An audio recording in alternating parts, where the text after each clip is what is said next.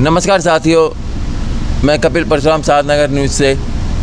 मैं आज एक ऐसे भाई के पास आया हूं जो बहुत ही हताश हो चुके हैं, निराश हो चुके हैं और उन्हीं के कहने पर साधनगर न्यूज़ ने पहले उन्हीं की शिकायत को दिल्ली जल बोर्ड को भेजा भी था और जो दिल्ली जल बोर्ड के सेक्रेटरी हैं उदय भान जी उनके पास गई। उन्होंने फिर अपने के नीचे अधिकारियों को बोला था, सीनियर अधिकारियों को, लेकिन उन सीनियर अधिकारियों की मिली भगत होने के कारण और नेताओं के दबाव के कारण यहाँ जो राम चौक में ट्यूबवेल लगा हुआ है और उनकी गली में जो पानी नहीं आ पा रहा, पिछले कितने सालों से नहीं आ रहा? 11 साल हो गए।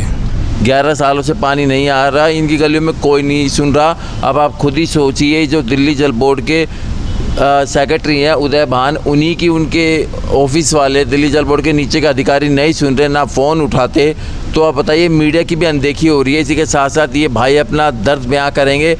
ये इस चरम सीमा तक पहुंच चुका है उनका दर्द। वह वीडियो में इसलिए नहीं बता सकता यह बात, क्योंकि हम नहीं चाहते कि ऐसी बात हम अपने न्यूज़ चैनल के माध्यम से आपको बताएं और किसी को ये लगे कि हम ऐसी बात बताकर एक तरह से समाज में किसी को उकसा रहे हैं। ये भाई खुद ही अपने ज़ुबानी बताएंगे।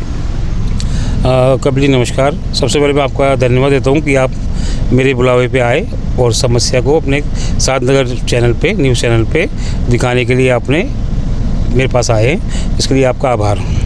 देखिए, मैं गली number 9 Sadhnagar near single hospital में रहता हूँ और यहाँ पर पिछले 11 साल में पानी की एक बूंद नहीं है। ये साल 2014 की RTI है, ठीक है, साल 2014 की RTI है। यहाँ कोई पंप हुआ करता था मंगलापुरी गांव में, उससे टूटा फूटा पानी का भी गंदा पानी मिलता था।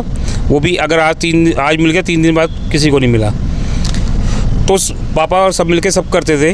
फिर उस टाइम पे फिर आम आदमी पार्टी आई, भावना गौड़ जी आई। उन्होंने कहा कि मैं यहाँ पर पानी की नदियाँ बहा दूँगी, अपनी गाड़ी धोना, सड़कें धोना, खूब नहाना, मगर पानी की एक बूंद नहीं आई।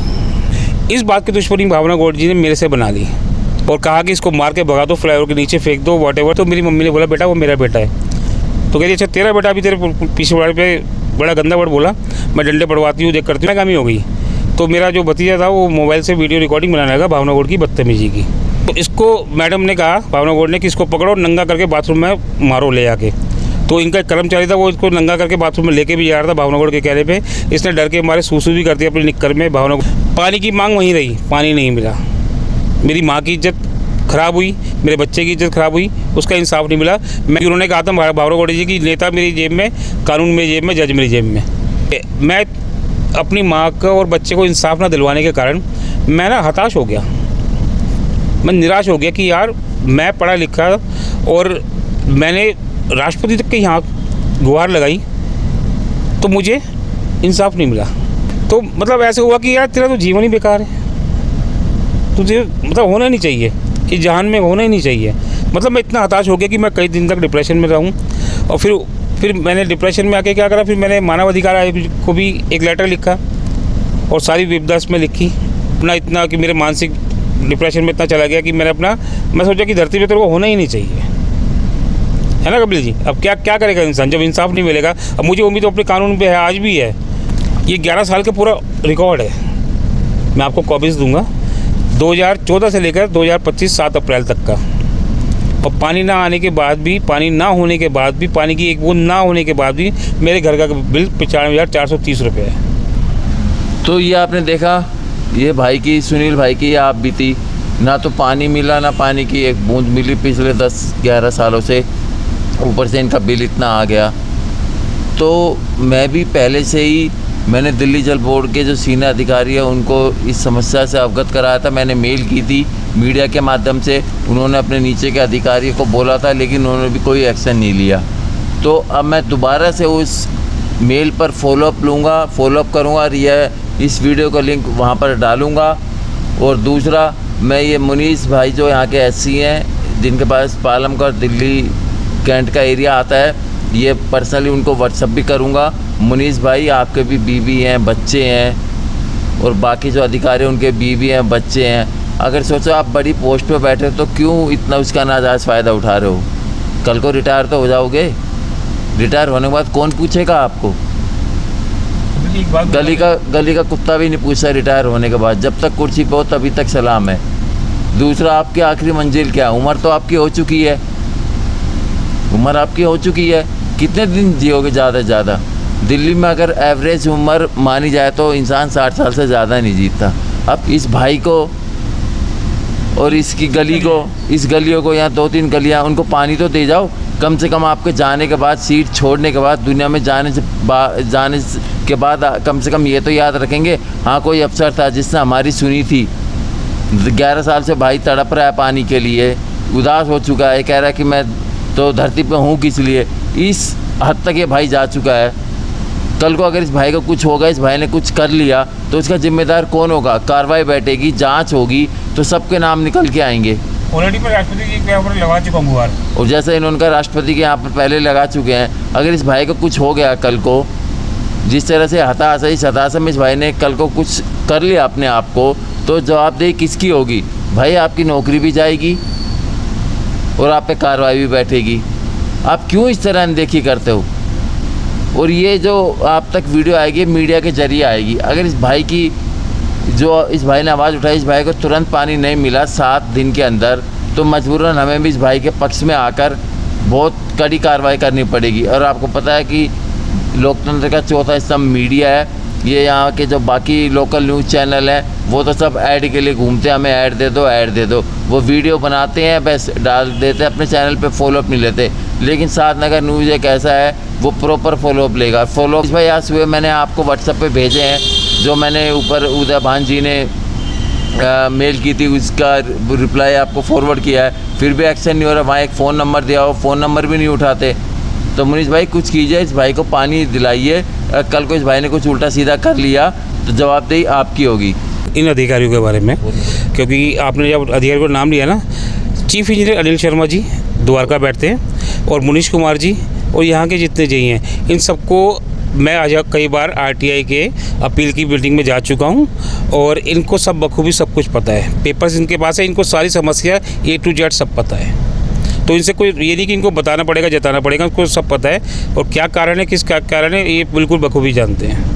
तो देखा, ये सारे अधिकारी दिल्ली जल बोर्ड के जानते हैं इस भाई की समस्या को। तो भाई थोड़ी तो शर्म कर लो। अरे यार शर्म करो थोड़ी। कहाँ लेके जाओगे? छाती पे लेके जाओगे क्या पैसे? मरने के बाद इंसान के साथ एक चीज़ जाती है, कर्मा, उसके कर्म जाते हैं। और पानी पिलाना सबसे बड़े पुण्य का काम है। इस भाई को और इस भाई की 2-3 गलियों को जाते जाते पानी दे जाओ, दुआएं देंगे इसके बच्चे। ये इज्जत गवा बैठे हैं, इनके बाथरूम में बंद करके बच्चे को पीटा गया है। अब पानी के लिए इस हद तक आना पड़ेगा क्या? इतना तो आदिवासियों के और पिछड़ी जातियों के जो लोग होते हैं, पिछड़े एरिया में, गांव में होता है, वहाँ भी नहीं होता, वहाँ भी पानी मिलता है। तो मैं रिक्वेस्ट नहीं कर रहा, मैं अंतिम चेतावनी दे रहा हूँ, वार्निंग दे रहा हूँ। आप इसको कुछ भी समझिए, धमकी समझिए, कुछ भी समझिए, मुझे इससे मतलब नहीं है। लेकिन इस भाई को पानी मिलना चाहिए, 7 दिन के अंदर इस पर कार्रवाई होनी चाहिए।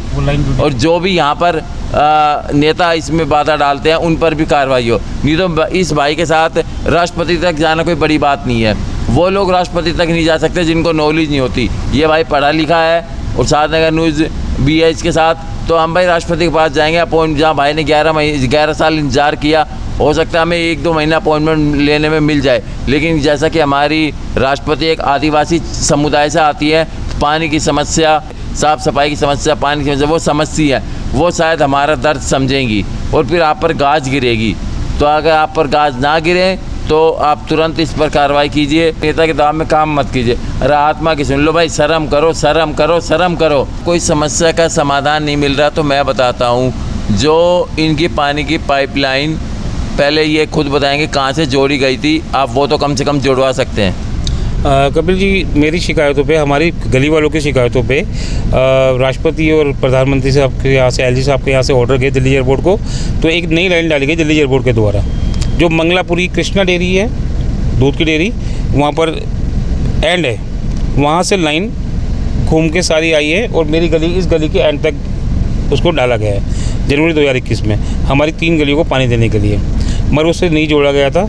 जोड़ने का कारण ये था कि उस टाइम भावना गौर थी, तो उन्होंने कहा था कि जब तक सुनील सोलंकी मेरे पैरों में गिर के नाक रगड़ के माफ़ी नहीं मांगेगा, मैं लाइन नहीं जोड़ने दूंगी, और वही हुआ, जोड़ी भी नहीं। तो मेरी मांग ये है आपके माध्यम से, आपके साधनगर न्यूज़ चैनल के माध्यम से, और आप मुझे ना सौभाग्य प्राप्त, मतलब मुझे ऐसा लग रहा है कि मैं सौभाग्यशाली को आपका मुझे साथ मिला और आपके चैनल साधनगर न्यूज़ चैनल का मुझे साथ मिला। तो मैं आपके माध्यम से एक बात कहना चाहूँगा कि जल बोर्ड के अधिकारियों अनिल शर्मा जी, क्योंकि आप यहाँ के मेन हेड हैं, तो और आप बखूबी जानते हैं, आप मेरा नंबर भी ब्लॉक करके बैठे हैं और मेरे को बखूबी जानते हैं, मुनीश कुमार हो गए, सारे के सारे जानते हैं और जानते हैं कि मैं क्या कहना चाह रहा हूँ। तो वो जनवरी 2021 में जो नई लाइन डाली गई है, उसको केवल 10 से मुश्किल से 10 से 20 फीट की लाइन जोड़नी है और उस लाइन से हम तीनों गलियों को हमारे को पानी आ जाएगा।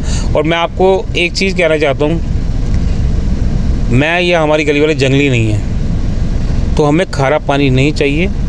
संविधान के अनुच्छेद 21 में लिखा है कि साफ पानी देना, स्वच्छ पानी देना, निर्मल पानी देना, मीठा पानी देना हर सरकार का दायित्व होता है और आप सरकार के महकमे के अधिकारी हैं। तो मैं अपना संविधान का हक मांग रहा हूँ, आपके घर से हक नहीं मांग रहा हूँ। उस लाइन को मीठे लाइन से जोड़िए और हम सब गलियों वालों को मीठा पानी दीजिए। We want. तो ठीक है जी, इन्होंने नाम ले दिए और जैसा इन्होंने कहा वैसा कीजिए। और अनिल शर्मा जी, अनिल शर्मा जी, मेरा नाम है कपिल परशुराम, गोत्र जमदग्नि, इसलिए लगाता हूँ परशुराम। जब इलेक्शन होते हैं, चुनाव होते हैं, जाते समीकरण तो हर जगह बैठते हैं, हर कोई अपने कास्ट को वोट देता है। तो एक ब्राह्मण भाई कपिल परशुराम अनिल शर्मा जी आपसे रिक्वेस्ट करता है, अरे ब्राह्मण हो, ब्राह्मण का साथ तो दे दो, क्यों कब तक ब्राह्मण से जलोगे? अरे अब टाइम आ गया है, कम से कम इसी बात की शर्म कर लो, ब्राह्मण होने के नाते ही साथ दे दो। और दूसरा मुनीश भाई, यार आपको भाई भाई बोलते हुए जुबान नहीं थकती, आप भी कुछ करो। रिटायरमेंट के कितने 10-15 साल बचे होंगे, जाते जाते ये अच्छा काम कर जाओ। इनके बीवी बच्चे गली वाले आपको दुआएं देंगे, बुढ़ापा आसानी से कटेगा। क्या ऐसा ना हो इनकी बद्दुआएं आपको लग जाए और कुछ आपको हो जाए। इसलिए हम चाहते हैं जैसे इस भाई ने कहा वैसा किया जाए। और शर्मा जी, आप ब्राह्मण भाई हो तो थोड़ा ज़रा इस ब्राह्मण भाई की बात का भी थोड़ा मान रखिए। धन्यवाद।